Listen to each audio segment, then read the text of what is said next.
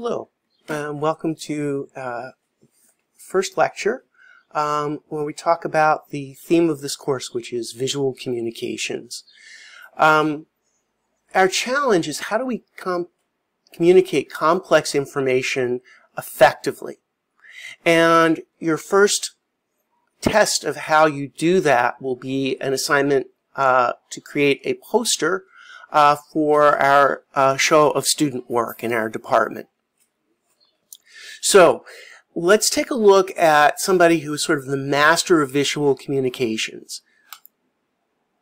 Edward Tufte is professor, actually retired professor at Yale, and has spent his career in looking at how do you display often highly complex technical information in a way that is clear and concise and informative.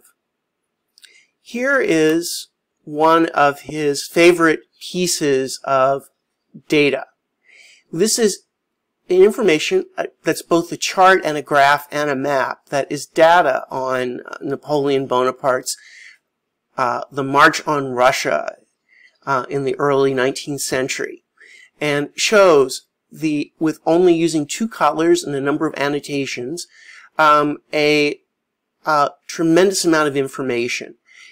We can get the big picture by looking at this. The beige line coming in and headed towards, in this case, Moscow up here, is the size of the army marching on Moscow. And you see how this river gets smaller and smaller and smaller. And then the black is the retreat from Moscow.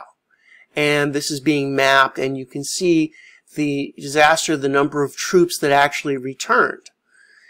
Along with that is climate data, geographic data, and a overall point that is made that basically that the man who put this together, war is bad. A lot of people die. So you can convey a complex amount of information with a tremendous elegance and economy of means. Here's another really nice example. These are topographic maps made for Switzerland. And we can look at them and we can read them at a lot of different scales, from realizing there are mountains and glaciers, valleys and rivers, to really understanding and picking up detail of individual roads and even individual buildings. Here's another detail. Using only a few colors, we can read an enormous amount of 3-dimensional and 2-dimensional data. It helps that these colors reflect the colors of the natural environment, but it becomes a way of conveying a lot of information that you can, but without it becoming overwhelming, and in fact very elegant. So we have a couple of slides, and I'll try to do this where possible, is give you examples of what not to do. Intense colors next to each other that vibrate on the page.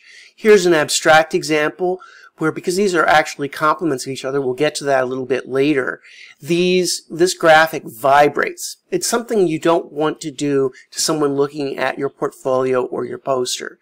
Here is an example of a very bad graphic. Now, we don't have the legend, but here the colors really don't have any sense. They vibrate in a very strange way. There's that odd border around the United States. It looks like it joins Alaska into New Mexico. Just not a good graphic. So what can we do? When possible, we draw inspiration from the natural environment, and the colors we use, gentle blues, greens, yellows, oranges, browns. So in this series of images of the same location throughout the seasons of the year.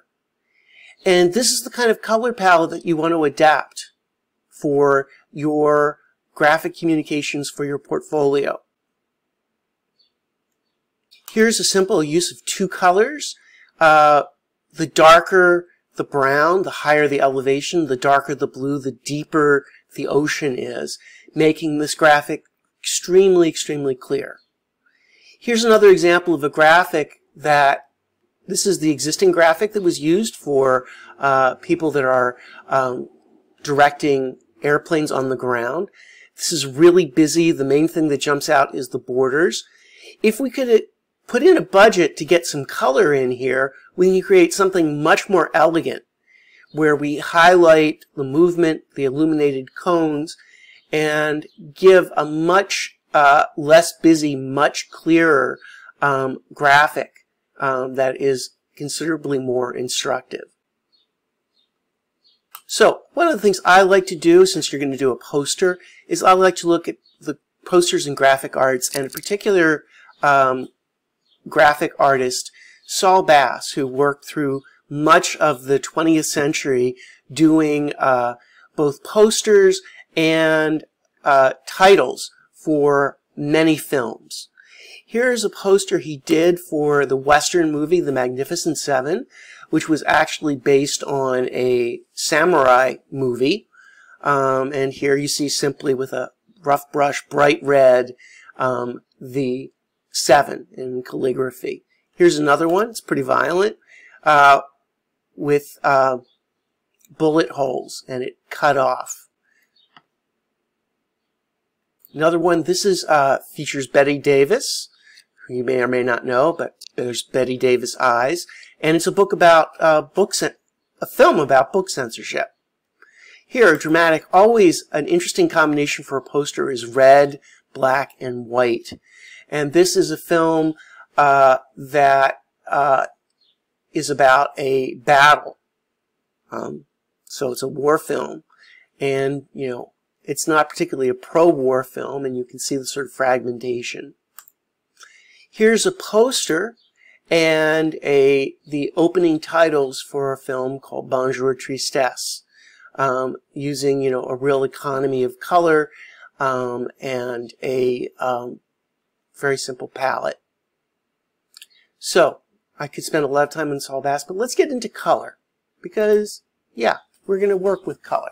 The kind of colors we're going to use: primary, secondary, tertiary, using them in context, using color schemes, analogous and complementary. Those are probably the basic schemes that you're going to work with in your poster and portfolio. If we look at the colors, at least dealing with paint or pigment, we have three colors that cannot be mixed or formed by any combination of other colors. Basically, we have blue, yellow, and red. And then we get, as we start mixing those primary colors, we get green, orange, and purple. And then we get tertiary colors, the ones that are yellow, orange, red, orange, etc.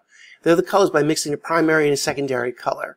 And they are a giveaway. The hue, the color, is a two-word name. Color wheels have been investigated throughout history of art and art education. And here we have it with yellow, red, yellow, blue primaries, and orange, green, violet secondaries. And we can go way back, 19th century. Great philosophers were interested in color and color theory. And just yet another combination in a color wheel. Colors, here we have just the color spectrum from deep violet through green into red into a deep red. Those are the colors of the visible spectrum. Color in context. Color will look different depending on what is around it. So the colors, even though these are the exact same red, for instance, the red looks redder against the black background. It looks paler against the orange background, etc. So how you place your colors is important. What they are next to is critical. Here, this is the same purple, but surrounded by a red violet or a purple violet. They look different.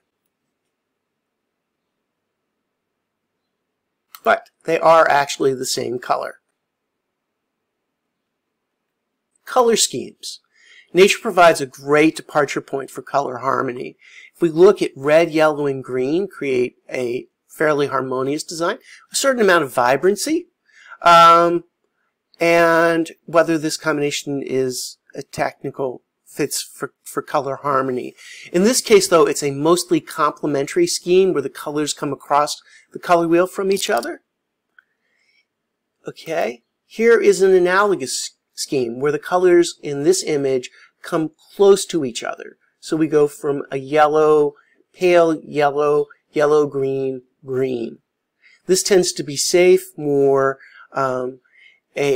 gives more feeling of uniformity. Its disadvantage is it can be a little bit boring. Here's an example of a complementary scheme where the colors are opposite the color wheel. In this case, violet and green. These tend to create more vibrancy and interest, and that's what we want to look for in creating, if you really want, to create that vibrancy. For a portfolio, you're probably not going to want to do that, but you may want to do that in the case of your poster. So, one of your first assignments is, after you get your files organized, which I'll talk about in a minute, is to do a student show poster. So every year we have a show of student work, and we need a poster to put up around the department, around the college. And we have the challenge here is to convey a fair amount of written information with compelling graphics. So I'm going to show you, I don't typically do this, but I've seen a lot of pretty poor posters over the years, and I just wanted to do 2 bad ones first, and then we'll get to what maybe you could do. So here, this is what you shouldn't do. Arbitrary colors, meaningless gradients, lots of illegible typefaces, tons of different typefaces all over the place. Generic images, not much attention to composition.